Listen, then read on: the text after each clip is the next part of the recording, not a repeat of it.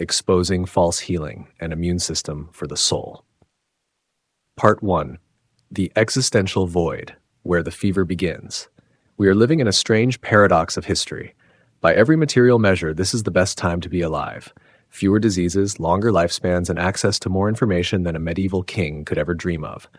Yet, something is rotting from within, the meaning of life.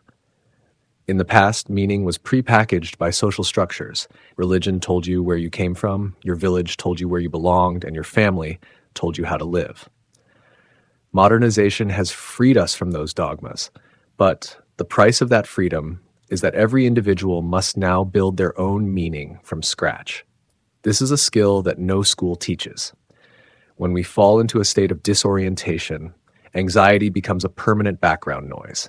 And when people are in deep pain, they don't look for the best solution. They look for the fastest and sweetest one. That is when the healing market steps in, filling the existential void with promises of instant peace. My friend, perhaps you stumbled upon this video by chance, or perhaps it reached you at exactly the right moment. Here I publish new content every week where we explore the Dhamma, not as a dry philosophy, but as a living lens to see reality. Our goal is to address the crises of modern life through the profound depth of the Buddha's teachings. If this speaks to your soul, please subscribe to join our community. It means a great deal to us. Thank you, and may you find true peace. Part 2. The Spiritual Patch and Reality Avoidance. The first and most common issue today is the abuse of concepts like energy and frequency to cover up flaws in real life. You'll often hear advice like, don't pay attention to those negative things, just focus on raising your vibration. This is a form of spiritual bypassing. Instead of facing a toxic relationship or a bad habit, people choose to meditate to feel temporary relief. They use spirituality as an anesthetic to avoid doing the hard work in reality. Look at how the Buddha handled the story of Kisa Gotami. When she carried her dead child's body, begging for medicine to revive him in a state of madness, he didn't use flashy spiritual theories to comfort her. He didn't tell her that her vibration was too low. Instead, he gave her a practical task. Find a mustard seed from a family where no one had ever died. As Kisa Gotami went from house to house and realized that every home had known loss, she woke up on her own. He didn't give her a sedative. He gave her the raw truth. True healing begins when you dare to look directly at reality, not when you use vague terms to decorate your pain.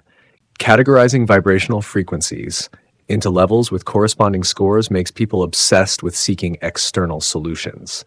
If someone tells you your vibration is at 300, you'll immediately believe there's something out there that can help you reach 600 or even 1,000. And at that exact moment, we officially step into the potential-filled healing market. Part 3. The Suggestion of Deficiency and the Spiritual Consumer Trap. The second issue is subtler, the commercialization of deficiency. Modern healing systems never tell you that you are okay. On the contrary, they build a system of suggestion that you are always lacking something. You aren't peaceful because you don't own this healing crystals, or you haven't detoxed enough with that specific food. They create an illusion that peace is an accessory that must be equipped from the outside. This is a ridiculous contradiction. You seek liberation, yet you become increasingly dependent on consumer goods and services. In the scriptures, the Buddha once said, "If holy water could wash away sins, then the fish and turtles would have all gone to heaven by now." Inner peace is a skill to be trained through discipline and self-observation, not a commodity to be paid for with an invoice. If you still cling to a scent or a specific location to feel okay, you aren't actually healing. You are just changing the form of your dependency. In a previous video, we discussed that no supernatural entity shapes your life. Rather, you are the creator of your own life. Inner peace is something you achieve through yourself, not by pleading with anyone, and not by owning spiritual jewelry. Buddhism provides us with the concepts of karma and dependent origination to let us know that what we receive today is the result of what we did yesterday. Simply put, our destiny is created by us. Have you ever used spirituality as an excuse to ignore a problem that required a difficult physical choice? Have you seen the vibration argument used to silence genuine struggle? Share your thoughts in the comments. Let's deconstruct these spiritual illusions together. I look forward to discussing your insights. Part 4, the Destiny Fallacy and the Abdication of Responsibility. The third issue, and perhaps the most dangerous, is the use of concepts like soul contracts or pre-chosen lessons to explain away every event. This language sounds comforting, but it contains a toxin. It strips you of your personal responsibility. If all trauma is something you chose before reincarnating, then the effort to change in the present becomes meaningless. It turns you into a permanent victim, playing out a pre-written script. Look at the outlaw Angulimala. When he met the Buddha, he didn't dig into his past or talk about any contracts. He said only one thing: I have stopped. It is you who have not.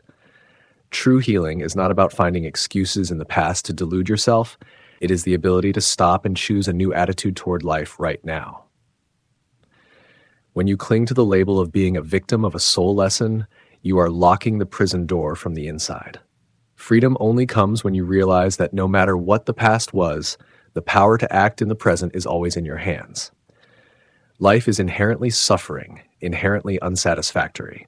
Therefore, healing is not about applying an ointment to treat a skin disease. Healing is seeing life exactly as it is. Healing is when you acknowledge that this life is unsatisfactory, regardless of whether we achieve something or not. Part 5, Conclusion. Reclaiming the sovereignty of the mind. So how do you distinguish between a true path of awakening and a spiritual trap? Look at its architecture. False enlightenment makes you more dependent on gurus, books, and endless therapy sessions. True enlightenment gives you the tools to observe yourself so that, gradually, you no longer need them. If you are looking for healthy anchors, start with teachers who teach you how to look for yourself. Learn the art of presence from Thich Nhat Hanh, the sharp skepticism of Jiddu Krishnamurti, the expansive perspective of Alan Watts, or the inner engineering of Sadhguru. What they have in common is the emphasis that truth lies in your own direct observation. The meaning of life is not something to be found like a pre-packaged gift. It is something you build daily through how you face pain and maintain your dignity. Don't be in a hurry to fill the existential void with fake answers just because they ease the pain for a moment. Always stay awake to realize that your true teacher is the one who provides you with cool, fresh water to quench your thirst, not the one who hands you salt water, making you thirstier the more you drink. Goodbye for now, and I'll see you in a more autonomous and empowered version of yourself in the next video.